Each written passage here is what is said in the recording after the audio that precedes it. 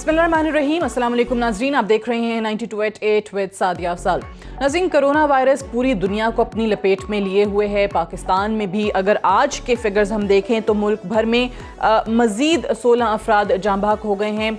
कुल अफराद की जो जाँ बहक हुए हैं कोरोना से, उनकी तादाद 160 हो गई है। वज़ीर आज़म इमरान ख़ान ने 25 मई तक 15 मई से 25 मई तक ये 10 दिन बहुत ज़्यादा ख़तरनाक करार दिए हैं कि मुश्किल सूरत हाल कोरोना वायरस के सबब पैदा हो सकती है। लेकिन दूसरी तरफ पाकिस्तान के जो मौशी हालात हैं उनको देखते हुए लॉकडाउन में नरमी का भी फैसला किया गया है।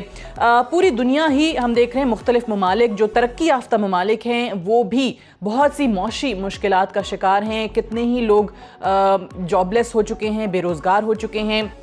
पाकिस्तान में भी जो तरक्की पजीर ममालिक हैं पाकिस्तान की तरह, उनकी मुश्किलात भी किसी से ढकी छुपी नहीं हैं। और यही वजह है कि वज़ीर आज़म इमरान ख़ान ने आलमी जो मौशी इदारे हैं उनसे पिछले दिनों अपील भी की थी कि जो तरक्की पजीर ममालिक हैं उनके कर्जाजात में रिलीफ़ देने का या वो कर्ज़े माफ़ करने का सोचा जाए। और उसके बाद IMF की तरफ से हमने देखा भी कि इस अपील की सुनवाई भी हुई और कर्ज़े में रिलीफ़ देने का फ़ैसला भी किया गया। दूसरी तरफ हम देख रहे हैं कि इस मामले को लेकर वज़ीर आज़म ने यह भी कहा कि इस पर सियासत नहीं होनी चाहिए। लेकिन सिंध की तरफ से आज ये फैसला किया गया कि वज़ीर आज़म साहब ने जो रज़ाकारों की एक टीम, एक फ़ोर्स बनाने का ऐलान किया था जिसको टाइगर फोर्स का नाम दिया गया था, अब वो टाइगर्स फोर्स पर एतराज़ जो है वो सिंध हुकूमत को है। और उन्होंने कहा है कि हम वज़ीर आज़म की इस टाइगर फोर्स को रिलीफ मुहिम में शामिल नहीं करेंगे। अब क्या वजह है कि इस मामले पर सियासत हो रही है और किस जानिब से सियासत हो रही है, बयानात दोनों तरफ से चल रहे हैं, इन पे भी बात करेंगे। और कुछ तहकीकाती रिपोर्ट्स थी जो मंजर आम पर आई हैं, उनकी बाकायदा रिपोर्ट जो हैं वो वज़ीर आज़म साहब को पेश हुई हैं। एक बड़ी अहम रिपोर्ट जो है वो 25 तारीख को वज़ीर आज़म साहब ने कहा था कि आ जाएगी, जो फोरेंसिक ऑडिट है जो शुगर और जो गंदम की किल्लत, गंदम के बहरान के हवाले से भी था। लेकिन आज शेख रशीद ने यह भी कहा कि फोरेंसिक रिपोर्ट जो है वो 5-10 दिन तक लेट हो सकती है। क्या वजह है कि उनको इतना यकीन है कि ये रिपोर्ट लेट हो जाएगी? बहरहाल आज इन तमाम चीज़ों के हवाले से बात करेंगे तफसीली। हमारे साथ मेहमान मौजूद हैं doctor Babar Awan sahab, adviser to the prime minister on parliamentary affairs. बहुत बहुत शुक्रिया डॉक्टर साहब प्रोग्राम में हमें ज्वाइन करने के लिए। सबसे पहले तो आपको काबीना का हिस्सा बनने पे बेहद मुबारकबाद। आगाज़ में इसी से कर लेती हूँ कि आपकी प्रायोरिटीज़ क्या होंगी? अब आप वज़ीर आज़म साहब के मुशीर बन चुके हैं, अब क्या एजेंडा क्या है, कौन सी वो चीज़ें हैं जो आपके जहन में हैं कि होनी चाहिए जो पहले नहीं हुई, तरजीहात क्या होंगी आपकी? बिस्मिल्लाहिर्रहमानिर्रहीम। थैंक यू सादिया, आपका शुक्रिया। पहली बात यह है कि मेरा जो एजेंडा है वो मैंने वजारत मिलने से 3 दिन पहले जाके पाकिस्तान के प्राइम मिनिस्टर से बैठ के 2 घंटे से ज़ायद मुलाकात थी। उसमें उन्होंने इश्यूज़ टैग किए और मैंने उनको वे फॉरवर्ड उनके ऊपर बताया। मैं आपको 3 इशारे दे देता हूँ। सबसे पहला तो यह है कि इस पार्लियामेंट ने लोगों का ये कहना है और बिल्कुल दुरुस्त कहना है कि इसमें कानून साजी जिस तरह से होनी चाहिए थी वो नहीं हो सकी। और उसकी वजह ये थी कि जो इस पार्लियामेंट का आगाज़ होता है तो पहले दिन जो मेडन स्पीच है for the first time in the history of this parliament, वो प्राइम मिनिस्टर को नहीं बोलने दिए गए। फिर वो चल सो चल बढ़ता गया और अभी तक चलता ही जा रहा है। दूसरा ये कि वो इश्यूज़ जो नॉन इश्यूज़ हैं कौम के नुक्ता नज़र से, मिसाल के तौर पर इश्यूज़ 2 होते हैं। बुनियादी ज़िम्मेदारी पार्लियामेंट की किसी चीज़ की ओवरसाइट नहीं होती, उसकी पहली ज़िम्मेदारी होती है कानून साजी, और दूसरा होती है कि जो किसी जगह के ऊपर जो पाकिस्तान के कवानीन हैं, आइन है, उनके मुताबिक गवर्नेंस नहीं चल रही और फिर ओवरसाइट तीसरे नंबर के ऊपर आती है। तो यहाँ तो प्रायोरिटीज़ ही नहीं रही, इसलिए कानून साजी नहीं हो सकी। जो एक और पहलू है वो ये है कि जो पार्लियामेंट है उसकी चलाने के लिए ज़रूरी नहीं है कि सियासी जमातों के जो हेड्स हैं वो आपस में मिलें। उसके लिए एक हाउस बिजनेस एडवाइजरी कमेटी होती है जो इकट्ठी होती है। इस हाउस के अंदर भी एडवाइजरी कमेटी है, उसको भी मीनिंगफुल नहीं रहने दिया गया। और तीसरा ये हुआ कि लोगों की आरजुओं के मुताबिक कार्रवाई करने के बजाय 3 घंटे की तकरीर मैंने की, 3.5 घंटे एक और हो गई, फिर 2.5 घंटे वाले पीछे रह गए थे, वो भी बोलना शुरू हो गए। तो ये पार्लियामेंट को मीनिंगफुल बनाने के लिए मैं जो ही आया, मैंने रिकॉर्ड्स जो तलब किए, मैं देख के हैरान रह गया कि 78 कमेटियां हैं जिनके चेयरमैन हैं, उसका पूरा पैराफर्नीलिया नीचे होता है, उनके ऊपर ज़ाहिर अखराजात आते हैं। और जो सेनेट की कमेटी है उसमें 8 बिल पड़े हुए हैं और 35 बिल कौमी असेंबली की कमेटियों में पड़े हुए हैं। उसके बाद फिर कुछ गवर्नेंस जो मैं शराकत थी पार्लियामेंटेरियंस की, उसके हवाले से भी एक फैसला हुआ है, वो कुछ दिन में प्राइम मिनिस्टर उस पर नोटिफिकेशन करेंगे। और उसके साथ ही फिर जो बैरून मुल्क मुकीम पाकिस्तानी हैं, जो नेक्स्ट वीक है उसमें इजलास मैंने तलब किया है, उनको जो वोट देने का हक था ई वोटिंग के हवाले से वो भी लटकता ही चला जा रहा है। तो ये मामला लटकने नहीं देंगे इंशाअल्लाह अज़ीज़, इनको चलाएंगे। ये बड़ी अहम बात है। बिल्कुल आपने सही कहा कि वो जिस तरह कौमी असम्बली में आप बता रहे हैं कि 35 और ऐवान बाला में 8 बिल जो हैं वो कानून साजी के मुंतज़िर हैं, और तकारीर का भी आपने सही कहा कि बहुत दफ़ा हम देखते हैं कि इर्रेलेवेंट बातें हो रही होती हैं और बिल्कुल वो ज़ातियात का मामला भी सामने आ जाता है। एक एतराज़ जो PTI की हुकूमत पर उठता है अपोजिशन की तरफ से कि ऑर्डिनेंसेस के बाद ऑर्डिनेंसेस का सिलसिला है और रुक ही नहीं रहा, थम ही नहीं रहा, क्या यही वजह है? उसको कैसे एक्सप्लेन करेंगे कि जब आप असल फोरम पे पार्लियामान में जो उसका काम है लेजिस्लेटर्स का वो नहीं कर रहे होंगे, तो फिर क्या ऑर्डिनेंस के जरिए ही मुल्क को चलाना पड़ेगा? देखिए, जो ऑर्डिनेंस है दो तरह के हैं। एक तो जो एग्जीक्यूटिव ऑर्डर अमेरिका का सदर जारी करता है वो बजाते खुद कानून बन जाता है। पाकिस्तान में ऐसा नहीं है। जो ऑर्डिनेंस है 120 दिन के लिए आता है, फिर पार्लियामेंट के अंदर या उसको आप रीप्रोमलगेट करेंगे या पार्लियामेंट के अंदर उसकी एक्सटेंशन के लिए टाइम के लिए आप जाएंगे और फिर एक और एक्सटेंशन यानी 3 हिस्सों में दी जा सकती है। This is one. दूसरा ये है कि जो लेजिस्लेशन होती है उसके साथ ही आइन के आर्टिकल 50 में लिखा हुआ है कि पार्लियामेंट का मतलब क्या है। लिखा हुआ है प्रेसिडेंट, सेनेट ऑफ पाकिस्तान और कौमी असेंबली। और आइन के आर्टिकल 89(1) में अगर पार्लियामेंट काम नहीं कर रही लेजिस्लेशन का और पार्लियामेंट बैठी हुई नहीं है और सदर, इसके ऊपर सुप्रीम कोर्ट की जजमेंट्स भी हैं, वो बेहतरीन जज और वाहिद जज कहते हैं कि सदर है जो ये फैसला करेगा कि मुल्क को कानून की जरूरत है। मैं आपको 5 मिसालें ऑर्डिनेंसेस की देता हूं। ये बहुत जरूरी है लोगों को एजुकेट करने के लिए। आपने बड़ा कोर क्वेश्चन पार्लियामेंट के हवाले से उठाया है। पहला ये है कि नैब का ऑर्डिनेंस आया था वो खत्म हो रहा है। दूसरा ये कि मैरीटाइम का ऑर्डिनेंस आया था वो खत्म हो रहा है। तीसरा ये कि जो CPAC का ऑर्डिनेंस आया था वो खत्म हो रहा है। चौथा ये कि जो खवातीन को वरासत में हिस्सादारी का ऑर्डिनेंस आया था वो खत्म हो रहा है। और फिर पांचवा ये कि जो ताज़ीरात पाकिस्तान में जब ज़ैनब बिल जिसको पास हो जाना चाहिए था 30 डेज में, उसके 2 साल लगेंगे तो ऑर्डिनेंस नहीं तो और क्या तरीका है मावराए कानून या मावराए आइन कोई तो नहीं निकाला जा सकता ना। तो यही होगा। इसलिए ये सारी सूरत हाल जब हालात ठीक होंगे पार्लियामेंट बैठेगी। 2 कमेटियों के इजलास में मैं जा चुका हूं। एक नेशनल असेंबली ऑफ पाकिस्तान की कमेटी थी और दूसरी जो है फिर मैंने स्पीकर से अलग मुलाकात की। ये सारी सूरत हाल उनसे भी हमने डिस्कस की और फिर चेयरमैन सेनेट की एक बुलाई हुई कमेटी में भी जा चुका हूं। तो हम देख रहे हैं कि इसको किस तरीके से ऐसा स्ट्रीमलाइन किया जाए कि जो फैसले होने आप बैठ के जो हाउस बिजनेस एडवाइजरी कमेटी है उसमें करें और फिर जब पार्लियामेंट में आए तो कंसेंसस के साथ ना हो तो मेजॉरिटी हमारे पास है, उससे बिल नेशनल असेंबली में पास हो सकता है। ऊपर जब जाएगा तो उसमें सियासत ना खेली जाए। आपने अपने इंट्रो में एक बड़ी अच्छी बात की थी, मैं चलते चलते उस पर कमेंट करके बात खत्म करता हूं, फिर अगला सवाल कर लीजिएगा। वो ये थी, आपने कहा जी सियासत हो रही है, तो आपको पता है ना PTI की तरफ से तो कोई सियासत नहीं हो रही। इमरान खान की किसी जगह फोटो नहीं है, बुजदार की कोई नहीं है, पाकिस्तान तहरीक इंसाफ का झंडा नहीं है, कोई हल्का नंबर नहीं लिखा हुआ, किसी जगह के ऊपर नाम किसी का नहीं मौजूद। तो दूसरी तरफ से जो कहा गया था ऑन रिकॉर्ड है कि जी अगर ये सियासत नहीं करता कोई कोरोना पे तो वो कोई और काम करे, हम तो कोरोना पे सियासत करेंगे। तो जो कोई और काम है वो हमारे जिम्मे आ गया है और जो बाकी हैं वो आप देख ही लें कि किस तरह से सियासत हो रही है कोरोना पे। ठीक है। जब कल वजीर आजम साहब ने एक और बात भी कही थी और ये कि यहाँ जब मीटिंग्स के अंदर बैठते हैं या हमसे जब बात होती है मुशावरत में जो चीज़ें फ़ाइनल हो जाती हैं, बाहर जब जाते हैं तो कुछ जमातों की तरफ से उससे मुतरादिफ बयानात आते हैं। और ये जो सियासत वाली बात है, मैं चाहूँगी कि इस पर थोड़ी और बात करें। I have to go for a break से वापस आकर इस टॉपिक पे कि कोरोना पे क्या सियासत हो रही है, सिंध वर्सेस विफाक का जो एक तासुर मिल रहा है उसमें कितनी हकीकत है। आज सिंध हुकूमत ने वज़ीर आज़म की जो टाइगर्स फोर्स है उसको रिलीफ मुहिम में शामिल ना करने का भी फैसला कर लिया। इन तमाम चीज़ों पर बात करेंगे डॉक्टर बाबर अवान साहब से एक वक्फे के बाद।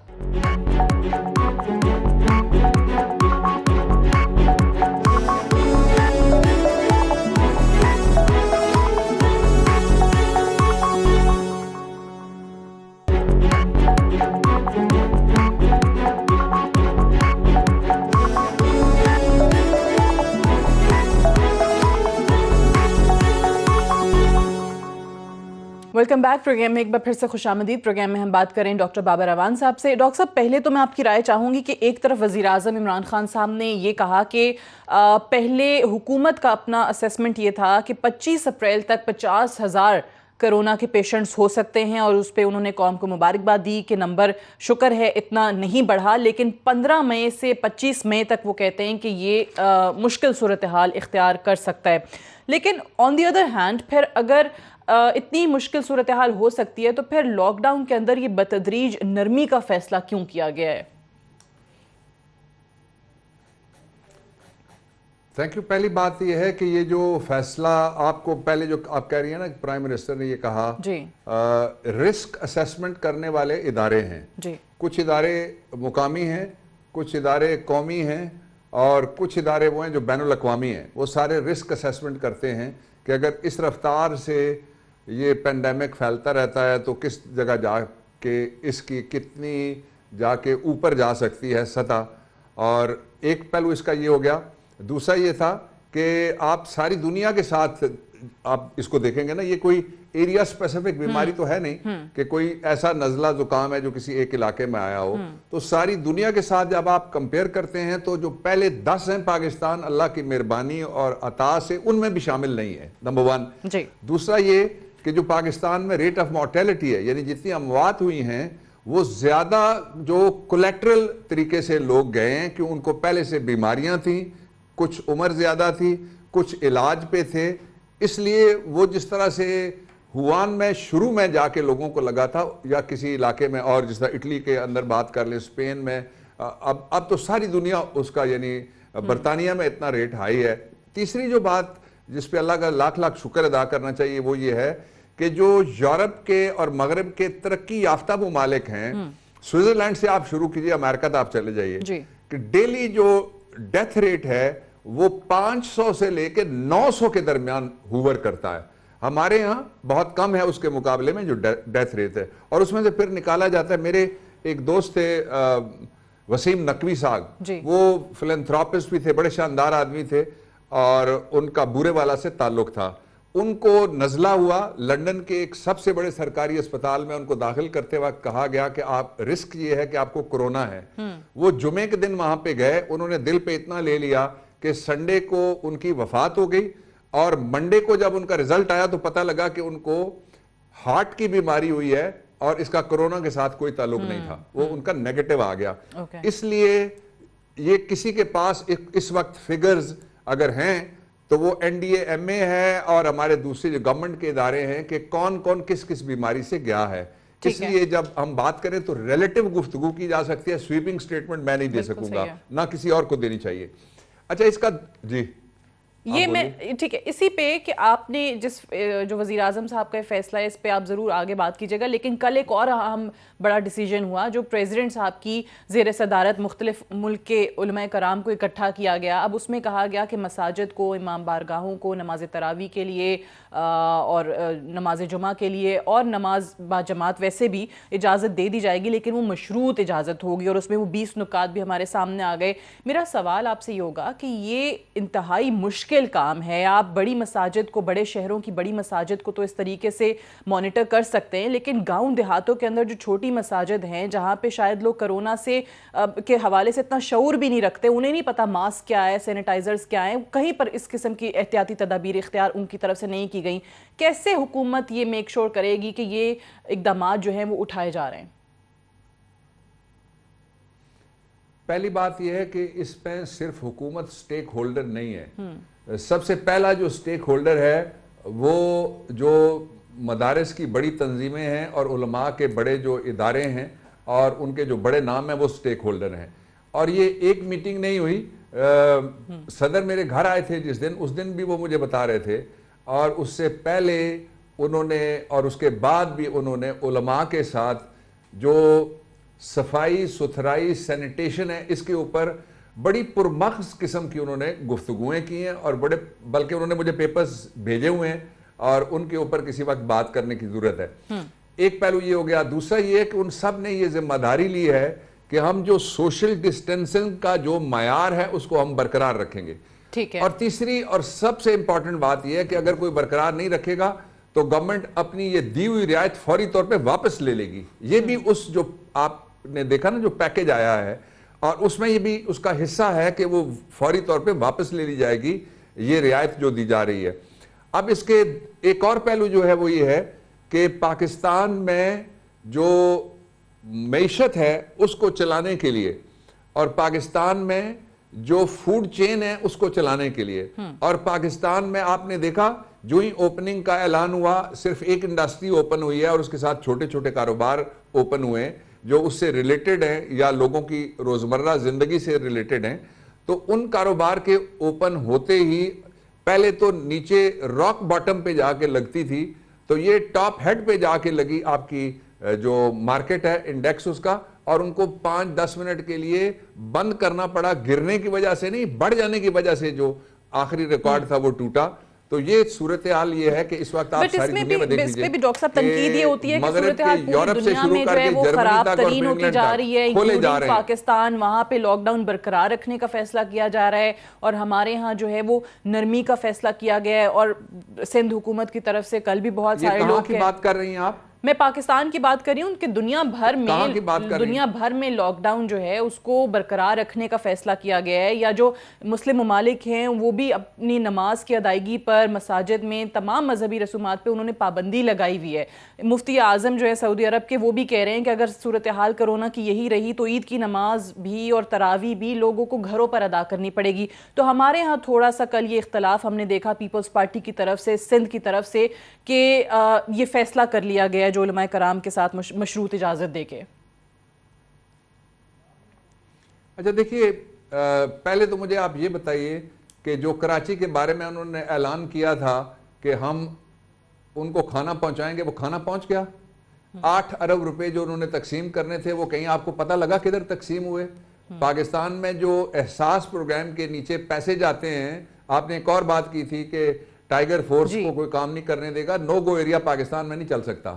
इसलिए जहां जहां वफाकी हुकूमत अपनी तरफ से सूबाई खुद मुख्तारी के एहतराम में 18वीं तरमीम की रोशनी में इकदामात कर रही है, वहां लोगों को भूखा मरने के अगर कोई मरला आता है तो उस पर प्राइम मिनिस्टर इनको भी पता लग गया है, जो कहते थे कि हम अपना फैसला करेंगे, कि मुल्क में एक वजीर आजम भी होते हैं और उनका नाम इमरान खान होता है। जो असल इशू है वो ये है कि ये कहना कि सारी दुनिया में लॉकडाउन बढ़ रहे हैं, लॉकडाउन कम हो रहे हैं। असल में आपको ताज़ा मिसाल दे देता हूं कि जो लोग ये कह रहे हैं उनकी इत्तला के लिए आपके जरिए कि जर्मनी में एंजेला मार्केल साहिबा ने भी कहा है कि मैं लिफ्ट कर रही हूं, बाकी जगह भी लोगों को। और फिर जब पाकिस्तान है ना, तो we cannot compare the oranges with the apple. Pakistan एक तरक्की पजीर ऐसा मुल्क है जिसमें 2 कैंसर हैं। एक कैंसर का नाम कोरोना है जो सी से शुरू होता है, दूसरा कैंसर करप्शन है जो सी से शुरू होता है। उसने वो इसका हाल कर दिया जो आपने बिल्कुल दुरुस्त तौर पर बताया। अब ये है कि क्या लोगों को चॉइस करनी पड़ेगी कि रोटी खिलानी है। सारे जिन मगरबी मुल्कों की सारे बात कर रहे हैं आप समेत, वो सारे मुल्कों में लंबी लाइनें लगी हैं डबल रोटी के लिए 3-3 किलोमीटर। पाकिस्तान में अल्लाह की मेहरबानी से फूड चेन खुली हुई है, इसलिए कि हमने रैशनलाइज करना है कि ये ना हो कि फ्लू कम लोगों को हम ज्यादा लोग भूख से मार दें। That is the concern of the federal government and Imran Khan, और फिर सारे इदारों का ये कंसर्न है। ये कोई पॉलिटिकल पॉइंट स्कोरिंग की बात नहीं हो रही।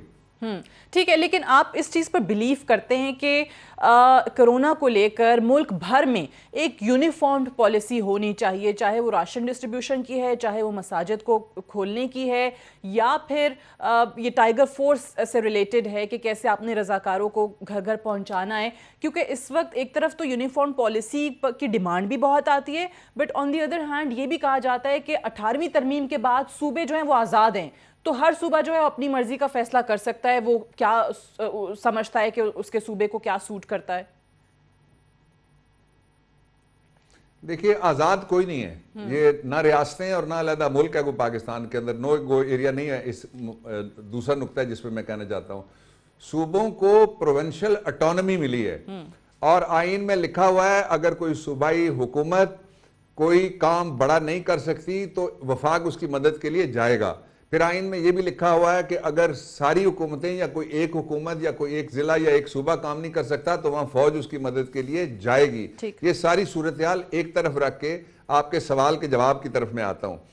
मैं आपको 4 जो यूनिट्स हैं उनके मैं आपको बता देता हूं कि बलूचिस्तान में किस जरिए से पैसे जा रहे हैं, एहसास प्रोग्राम के जरिए से, और उन इलाकों में भी पैसे जहां पूरा जिन्होंने पूरा पर्दा किया हुआ है खवातीन ने, वो भी वसूल कर रही हैं, बुजुर्ग भी वसूल कर रहे हैं, चारपाई पे आने वाले भी वसूल कर रहे हैं। केपी में भी यही चल रहा है, इस्लामाबाद में भी यही चल रहा है, जीबी में भी यही चल रहा है, आजाद कश्मीर में भी यही चल रहा है, पंजाब में भी यही चल रहा है।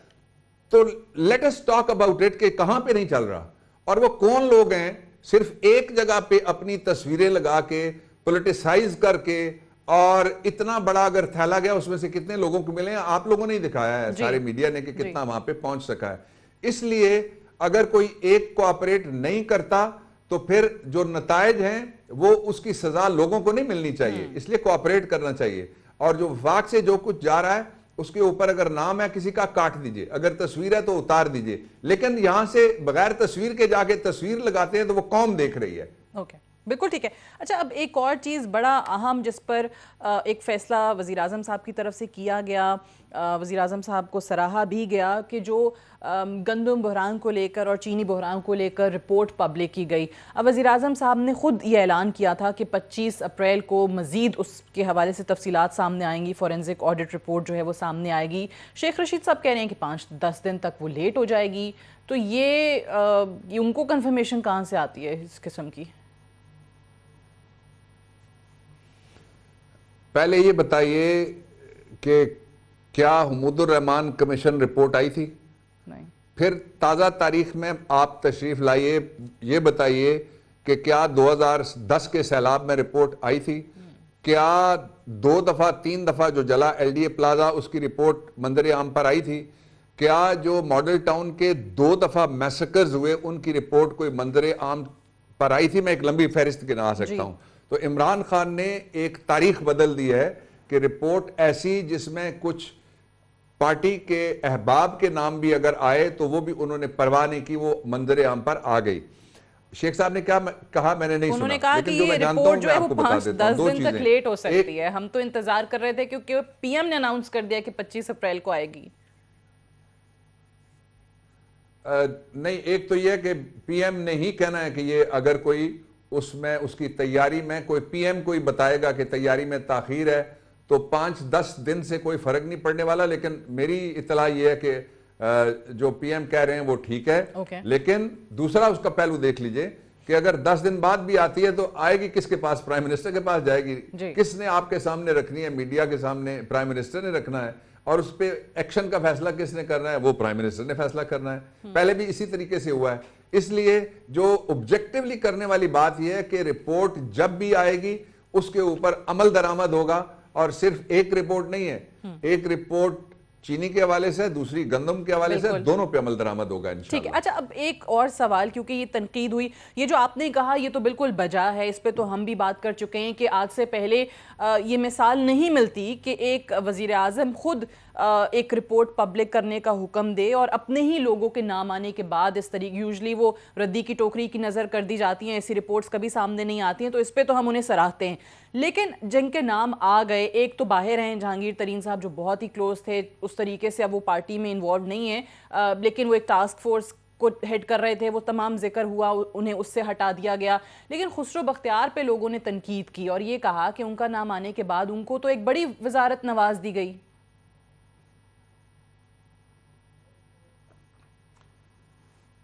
मेरे ख्याल में 25 तक जो अपोजिशन के लोग हैं उन्होंने अपनी अपनी विश लिस्ट तैयार की हुई है, किस किस को टकरना चाहते हैं वो नाम देते रहेंगे। लेकिन जब तक फोरेंसिक रिपोर्ट नहीं आती मजीद नामों का इजाफा करने की जरूरत नहीं है। जो नाम आएगा, जिस तरह मैंने पहले से कहा, वो नाम जरूर पब्लिक होगा। सवाल ही पैदा नहीं हो सकता कि किसी का नाम, लेकिन नाम इस तरह से नहीं कि किसी की ख्वाहिश पे कोई नाम डाला जाए या निकाला जाए। नाम इस तरह से होगा जो उस स्कैंडल के अंदर और उस जो जुर्म हुआ है कौम के खिलाफ, उसके खिलाफ जो मुलव्विस होगा, उस नाम को वो नतीजा भुगतना पड़ेगा जिसका फैसला प्राइम मिनिस्टर करेंगे। सही, लेकिन अभी क्योंकि वजारत उनको एक और दे दी गई और बड़ी वजारत से नवाज दिया गया तो उस पर लोग सवाल उठा रहे हैं। बहरहाल 25 का इंतजार करते हैं कि वो फोरेंसिक ऑडिट रिपोर्ट के बाद क्या फैसला होता है। सादिया, सॉरी जी डॉक्टर साहब, सॉरी, देखिए ऑपोजिशन लीडर को आप जानती है ना, जो कहते थे मैं कोरोना के साथ लड़ने के लिए आया हूं, जी सबने कहा जी आयानो आ जाएं आप लड़ें। अब वो आपको पता है उनकी उम्र कितनी हो गई है, जी, पलक झपकते ही आपको इम्यूनिटी पता है उनकी कम है, उन्होंने उनकी कहा। इम्यूनिटी कितनी गिर गई है, बिल्कुल। पलक झपकते ही आपको पता है कि उनको डॉक्टर ने घर से निकलने से मना कर दिया है, पलक झपकते ही। और आपको पता है कि उन्होंने अपनी सारी जितनी भी कमाई थी उसमें से जो साबुन की टिकिया निकाली, उसको अगर आप टिकिया कहना चाहें तो आपकी मर्जी है। इसलिए ये प्रिज्यूम ना करें वो लोग कि जिन्होंने कभी इससे पहले ऐसा काम नहीं किया कि इमरान खान को कोई रोक सकेगा। तब्दीली को कोई नहीं रोक सकता। ठीक है। अच्छा, ये शहबाज शरीफ साहब का आपने जिक्र कर दिया, इन पे मैं बाद में आती हूँ। एक सवाल इनके हवाले से भी मेरे जहन में आ रहा है, जो आपने सारी चीज़ें गिनवाई, क्योंकि नाब ने अब इनको आगे का की तारीख दे दी है और जवाब जमा कराने के लिए कहा है। लेकिन जिन दो नामों का हम जिक्र कर रहे हैं PTI के, जहांगीर तरीन साहब और खुसरो बख्तियार साहब, ये एक रिपोर्ट हो गई, 25 अप्रैल तक चले इंतज़ार करते हैं। एक और चीज़ सामने आई, पावर सेक्टर स्कैंडल की इंक्वायरी हुई, उसकी रिपोर्ट भी वज़ीर आज़म साहब को पहुंची। अब उस रिपोर्ट में जहांगीर तरीन और मखदूम खुसरो बख्तियार का जिक्र भी किया गया है। उसमें यह कहा गया है कि जहांगीर तरीन और खुसरो बख्तियार के पावर प्लांट्स भी गैर मुनसिफाना मुनाफा कमाने में मसरूफ़ हैं। दोनों के पावर प्लांट्स 4 अरब 88 करोड़ रुपए इजाफी कमाएंगे, जो उन्होंने मुआहिदा कर रखा है। सो अब वज़ीर आज़म साहब को पेश की गई है। आपको लग रहा है कि इस पर भी वज़ीर आज़म साहब एक्शन लेंगे? ये 3 जगह जाएगी। एक तो ये IPPs इंडिपेंडेंट पावर प्रोजेक्ट्स हैं, उनके हवाले से ये रिपोर्ट है। और बुनियादी नुक्ता ये है कि मुआहदे ऐसे किए गए जो पिछली 2 हुकूमतों ने किए, मुआहदे ऐसे किए गए जिनके जरिए से अगर किसी ने 100 मेगावाट पैदा करने हैं और उसका रेट उसके साथ तय हो गया, अगर वो प्लांट बंद होगा, अगर वो 1 मेगावाट पैदा करेगा और अगर वो कैपेसिटी की कोई परवाह नहीं करेगा, इसके बावजूद पाकिस्तान को पैसे पूरे देने पड़ेंगे। पहला तो ये है कि जब भी ये कोई कार्रवाई होती है तो कार्रवाई का आगाज वहां से होना चाहिए जहां पे ये गलत फैसले किए गए थे।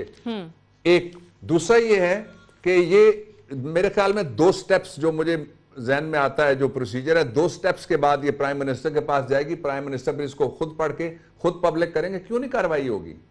ये किसने कहा कि किसी एक केस में कार्रवाई होगी दूसरे में नहीं होगी? प्राइम मिनिस्टर तो अभी और चीजें भी आ रही हैं जो मैं नहीं बता सकता, प्राइम मिनिस्टर का राइट है। वो सारी जगह उन्होंने नजर रखी है और सारी जगह उनका जो अपना सिस्टम है उसके मुताबिक वो चलेंगे।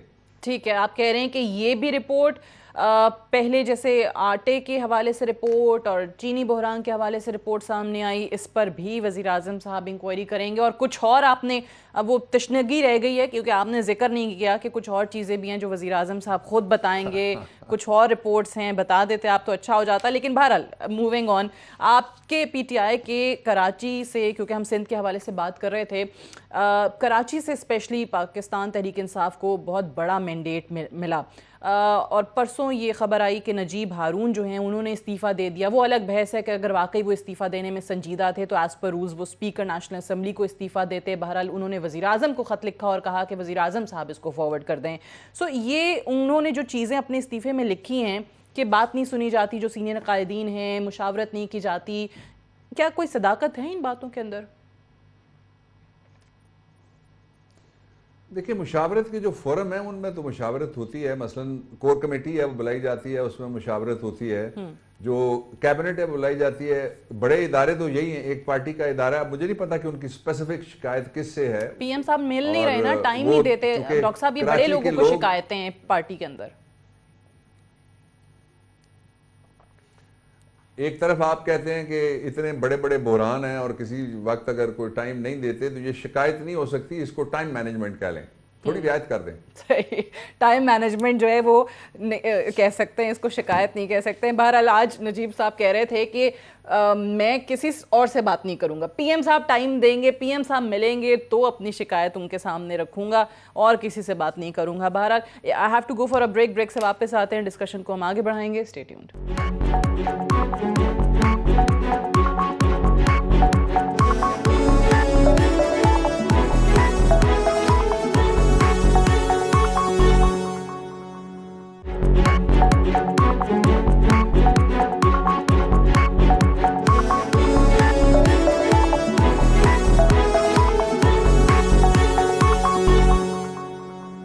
Welcome back. प्रोग्राम में एक बार फिर से खुशामदीद। हम बात कर रहे हैं डॉक्टर बाबर अवान साहब से। डॉक्टर साहब, आप सीनियर कानूनदान भी हैं। मुझे एक सवाल आपसे करना है कि पिछले दिनों जो चीफ जस्टिस साहब की तरफ से रिमार्क्स दिए गए, उस पर लोगों ने कहा कि अब हुकूमत को सोचना चाहिए, क्योंकि ये सुप्रीम कोर्ट के चीफ जस्टिस साहब की तरफ से कहा जा रहा है कि डॉक्टर ज़फ़र मिर्ज़ा जो हैं वो सही काम नहीं कर रहे, या काबीना में तादाद बहुत ज़्यादा है वज़रा की और मुशीरान की। क्या वज़ीर आज़म को कुछ नहीं पता जो इतनी बड़ी तादाद रखी गई है? तादाद को कम किया जाए, डॉक्टर ज़फ़र मिर्ज़ा को हटाया जाए। गो के फैसले में उसका जिक्र नहीं था, बट रिमार्क्स की हद तक ये बात ज़रूर की गई थी। सो इस पर आपकी राय क्या है? चीफ जस्टिस ऑफ पाकिस्तान की तरफ से हुकूमत की परफॉर्मेंस को लेकर जो ये सवालात उठाए गए। देखिए, पहली बात यह है कि ये केस सब जुडिस है, इसलिए मैं उस केस के हवाले से मैं बात नहीं करूंगा। दूसरा ये है कि जो मुल्क में जमहूरियत की और निज़ाम की असल खूबसूरती होती है वो सिर्फ और सिर्फ इदारों की आज़ादी है। अपनी डोमेन के अंदर सुप्रीम कोर्ट ऑफ पाकिस्तान ने एक नोटिस लिया जो उनका इख्तियार है। हम हमेशा सुओ वोटो नोटिस के हामी रहे हैं। मैं बतौर वकील बहुत ज़्यादा हामी हूँ, इसलिए उसके ऊपर किसी को उसके नताइज नहीं मुरतब करना शुरू कर देने चाहिए कि इसका ये भी नतीजा निकल सकता है, ये भी नतीजा निकल सकता है। वो एक बड़ी सीधी सी बात यह है, सुप्रीम कोर्ट इस मुल्क का हिस्सा है, इस निज़ाम का हिस्सा है, और जो कॉन्स्टिट्यूशनल हायरार्की है उसका हिस्सा है।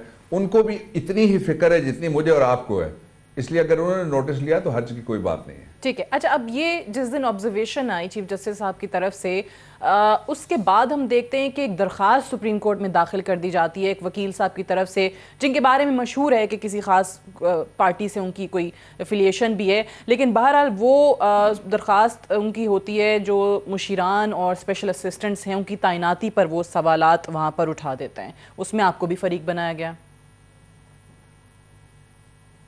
अब मुझे मालूम नहीं है, और वैसे जो मुझे मालूम है वो ये है कि जो 184(3) है उसमें एडवर्सरियल प्रोसीडिंग्स नहीं हो सकती, इनक्विजिटोरियल प्रोसीडिंग्स होती हैं। डॉक्टर साहब, इसको ज़रा एक्सप्लेन कर दें, क्योंकि ये टर्म्स हर कोई नहीं समझता। वो ये है कि ये जो 184(3) है इसको सियासी मुखालफिन की विच हंट के लिए इस्तेमाल नहीं किया जा सकता।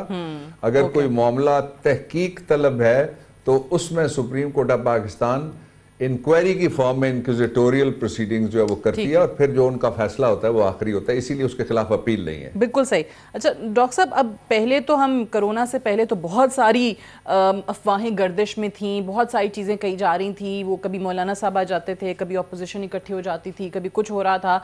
लेकिन एक बार फिर से इस कोरोना के अंदर ये जो कौमी हुकूमत के हवाले से कोई ख़बरें और रूमर्स जो हैं वो सोशल मीडिया पर गर्दिश करना शुरू हो गई, इनकी क्या वजह एकदम बनी? सब तो कोरोना से लड़ रहे हैं, और अपोजिशन भी, शहबाज शरीफ साहब भी आपने कहा कि वो कुव्वत मुदाफ़ियत उनकी कम है, उनको भी डॉक्टर ने मना कर दिया कि बाहर नहीं निकल सकते। तो फिर ये कौमी हुकूमत की बातें कहाँ से आ रही हैं?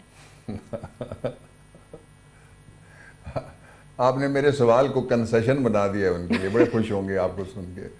दूसरा जो इशू है वो ये है, गौर कीजिएगा जरा इस पे, कि कौमी हुकूमत है जी, कौम ने जिसको ज्यादा वोट दिए उनकी हुकूमत है। कौमी हुकूमत और कौन सी होती है? कॉन्स्टिट्यूशन में जिस कौमी हुकूमत का जिक्र है वो है। और आपको याद है जब जहां वो धरना बैठा हुआ था, आपने वो जो लश्कर उस वक्त होते थे, वो पता नहीं वो आजकल कोरोना से शायद लड़ रहे होंगे, तो वो सारे मौजूद थे। तो मैंने आपको कहा था ये आएंगे और फिर चले जाएंगे, और जिन्होंने इनको बुलाया था वो उन्होंने अपना टेलीफोन नंबर बंद कर दिया है। तो कौमी हुकूमत जो आइन प्रोवाइड करता है वो तो है, माँ बराए आइन कुछ हो नहीं सकता। डॉक्टर साहब, आजकल काफी लोग नंबर बंद कर चुके हैं, आप किन की जानिब इशारा कर रहे हैं? मेरा नंबर खुला है।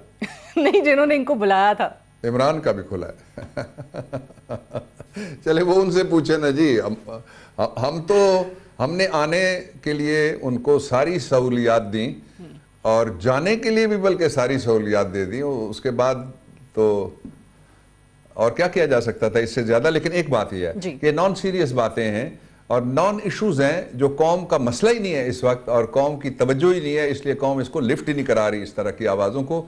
वो बेचारे कुछ ऐसे हैं जो छोटे मोटे उनकी अगर रोटी कहीं चलती है तो आपको इतराज़ नहीं करना चाहिए उस पर, ना मैं करता हूँ। ठीक। शहबाज शरीफ साहब, आपको लग रहा है कि अब दोबारा पेश होंगे, क्योंकि नैब ने दोबारा उनको लिखा है और 22 अप्रैल की तारीख दी है? दैट आई डोंट नो, इसलिए कि वो उनके और जो एहतसाब का इदारा उनके दरमियान है, मुझे उसका इल्म नहीं है। सही, लेकिन वो तो ये कह रहे हैं कि ये हुकूमत की तरफ से नैब को इस्तेमाल करके ये किया जा रहा है कि कोरोना एक तरफ चल रहा है और फिर बीमार बंदे को भी आप लोग तंग कर रहे हैं। वो कहते हैं हुकूमत करवा रही नैब से। Sadia, you are madam in very good mood today. मौसम अच्छा है वैसे भी इस्लामाबाद का। ये किस बीमार की आप बात कर रहे हैं? जो जहाज में गया था वजीर खजाना, जो दूसरे स्पेशल चार्टर्ड जहाज में गया था वजीर आजम, या जो उनका पता करने के लिए 50 रुपए के बॉन्ड पे गए थे? मुझे तो नहीं मालूम हुआ कि किस बीमारों की भी एक लाइन है ना। ठीक है, बीमारी अभी तक कोई दरियाफ्त अगर हुई है तो कौम को जरूर बताना चाहिए।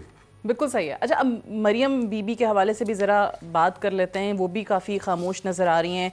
नवाज शरीफ साहब का इलाज जारी है, अब तो हमारे तक कोई इत्तला नहीं आ रही है। अब तो कोरोना चल रहा है, पता नहीं शायद कोरोना के बायस लोग भूल भी चुके हैं कि वो उनका जो इलाज था वो कहाँ तक पहुँचा है। लेकिन मरियम साहबा अभी भी खामोश हैं। आपको क्या वजह नज़र आ रही है? देखिए, कोरोना के अलावा सारी दुनिया के अस्पताल बंद हैं। अगर वो यहाँ होते तो उनके लिए एक वार्ड था स्पेशल, वो खुला रहता। जेल के अंदर एक पूरा यूनिट बना हुआ था, वो खुला रहता।